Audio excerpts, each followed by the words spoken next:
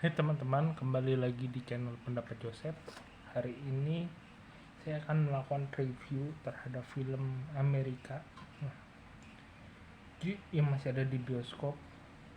Judulnya Wonka, yang disutradari oleh Paul King.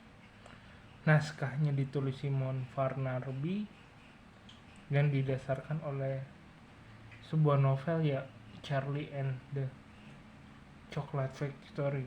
Sebenarnya film ini sudah ada pas tahun 1964, terus pernah ada di tahun 2008 kalau nggak salah. Nah,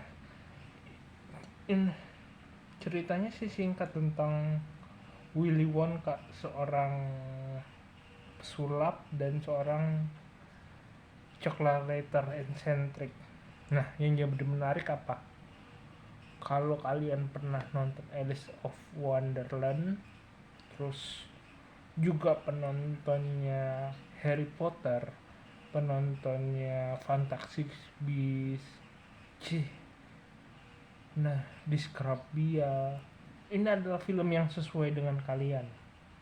Film kalian pun yang merangsang daya imajinatifnya, yang kadang-kadang pengen nonton film campuran antara opera dan sisi filmnya sendiri dan ceritanya sendiri. Itu bisa dibilang perpaduan antara dua skema itu ya. Saat saya rekomendasikan film ini ya, karena kenapa saya rekomendasikan film ini ya, film ini ya sama kayak kalau kalian nonton Harry Potter, Fantasy Beasts yang Grand World itu, atau film Sound of the Music itu ya. Kalau mengatakan drama musikal setelah Petualangan Sherina di tahun 2023, film ini adalah film lebih, kalau menonton ya jelas film luar negeri, ekspektasinya ada di titik tertinggi. Film ini menjawab misalnya bagaimana kalian menonton beberapa scan yang benar-benar memanjakan antara segi penggambaran cerita, penggambaran set, alurnya antara menyanyi dan menari itu set point ya. Film ini adalah jawabannya, apalagi digawangi oleh orang seperti nonton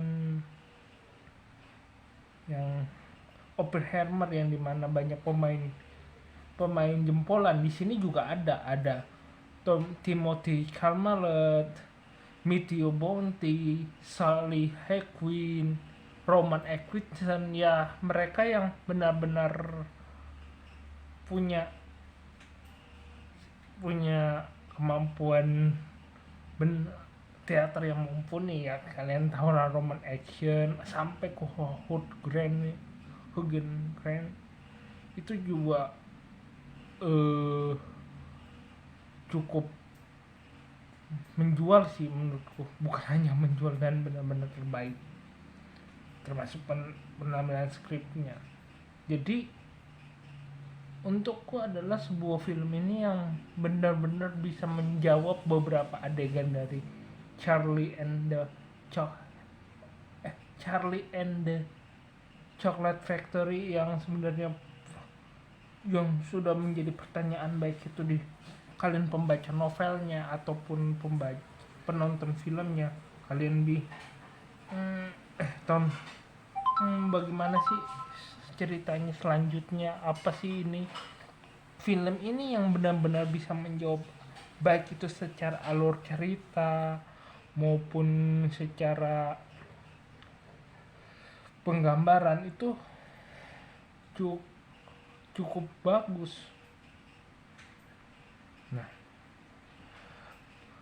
terkait kita pada waktu kita berbicara ini menceritakan Willy Wonka ya, film ini memang akan menjadikan Willy Wonka sebagai sosok sentralnya, maupun dari beberapa kegelisahannya, atau bagaimana kita bagaimana orang terpukau dengan ide coklatnya, bagaimana orang terpukau dengan bagaimana dia membangun bisnisnya. Itu yang menurutku jadi sebuah kekuatan dalam cerita itu.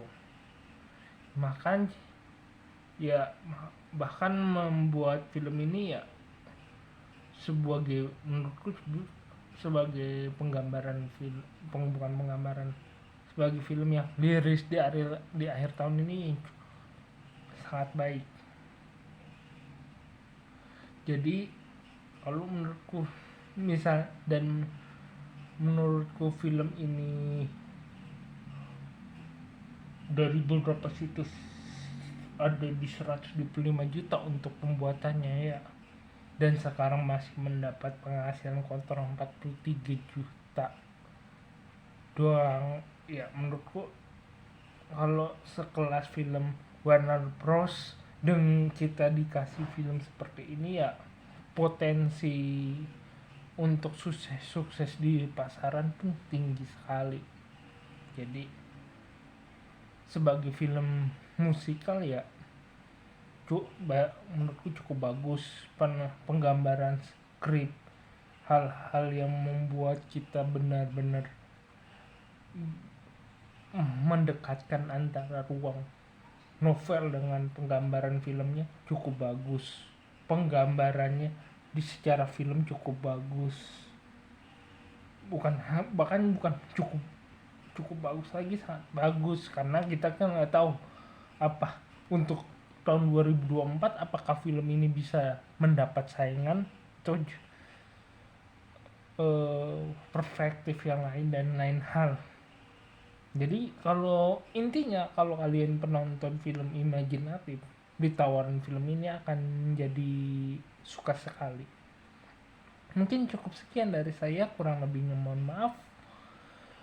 Jika suka silakan like video ini, subscribe Pendapat Joseph. Jika ada kritik dan saran, tulis di komentar. Ada ide juga kepada saya, tulis di komentar. Pertanyaan tulis di komentar. Jika ingin berinvestasi di channel ini dan ikut menyumbang, silakan klik link Saweria di deskripsi atau scan barcode di pojok kiri bawah video ini. Terima kasih.